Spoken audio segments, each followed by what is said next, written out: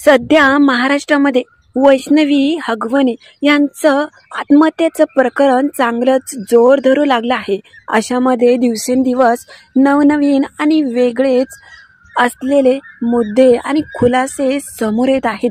काही दिवसांपूर्वी वैष्णवी हगवणे, ज्या की राष्ट्रवादी काँग्रेस पक्ष अजित पवार यांच्या पक्षातीलच पदाधिकारी असलेले राजेंद्र हगवणे यांची सून, हिने काही दिवसांपूर्वी आत्महत्या केली होती. मात्र आत्महत्या नव्हे तर खून असल्याचं पोस्टमार्टम रिपोर्टमधून समोर येत आहे.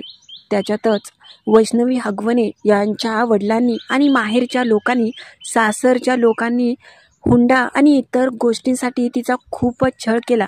ह्या छळामध्ये तिने आत्महत्या नाहीतर तिचा खून करण्यात आल्याची माहिती दिलेली आहे. दिवसेंदिवस वेगवेगळे आणि नवीनच खुलासे समोर येत आहेत. त्याच्यामध्ये आता महाराष्ट्रामध्ये एक तिच्या मैत्रिणीसोबत वैष्णवीने बोललेली चॅटिंग आणि ऑडिओ क्लिप समोर आले आहे. त्यामुळे वैष्णवीने आपल्या मृत्यूच्या आधी सगळं सत्य आपल्या मैत्रिणीला सांगितल्याचं थोडंफार तर स्पष्ट होत आहे. नक्की ती ऑडिओ क्लिप काय आहे आणि तिने आपल्याला मैत्रिणीला कोणतं गारानं घातले तेच आपण पाहणार आहोत.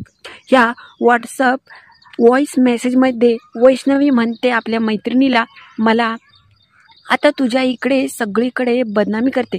तू जे केलं आहे किंवा नाही केलंय म्हणजे इकडे वाकडला तुझ्या सगळ्या मैत्रिणींना सांगते की तू कसली घाणेरडी आहे. घराचं वाटोळं करते. पती शशांकसोबतही तू कधी लॉयल नव्हती. असं तसं म्हणत तू फालतू आणि घाणेरडी आहेस. घाण घाण शिव्या द्यायला लागली. पप्पांना मम्मीना काहीही बोलायला लागली. नुसतं अगं काय सांगू तुला, पप्पा बसले होते म्हणून मला तुझ्याशी बोलता आले नाही. त्यानंतर वैष्णवी दुसरी ऑडिओ क्लिप पाठवते. त्याच्यामध्ये म्हणते, मला मारताना तुझे दाजी वैष्णवीचा पती बघत होता. त्यानंतर त्यांनीही माझ्यावर हात उचलला. हे त्यांनाही खरं वाटलेलं आहे. त्यामुळे मी आता ठरवलं आहे की मी त्या माणसाला डिवोर्स देणार. मी पप्पांना सांगितलं आहे की पप्पा म्हणाले की आपण त्यावर विचार करू. नंतर वैष्णवी तिसरी ऑडिओ क्लिप पाठवते. त्यामध्ये ती आपल्या मैत्रिणीला म्हणते की माझा नवरा माझ्या बाजूने नाही. या गोष्टीचं खूप वाईट वाटतं. मी त्या घरात गेली, सगळ्यांचा विरोध करून गेली. ही माझी चूक झाली. नंतर वैष्णवी म्हणते, सगळं बोलण्याच्या आणि समजण्याच्या पलीकडे गेलं आहे. तुला ही छोटी गोष्ट वाटते का गं? असा मी तुझ्या आयुष्यात कधी विचारही केला नव्हता. असं ते आपल्या मैत्रिणीला म्हणते आहे आणि आपलं गाराण, आपलं दुःख आपल्या मैत्रिणीला सांगते आहे. नंतरच्या खुलासामध्ये नणंद आणि सासू सासरे यांनी पण वैष्णवीचा चांगला छळ केला.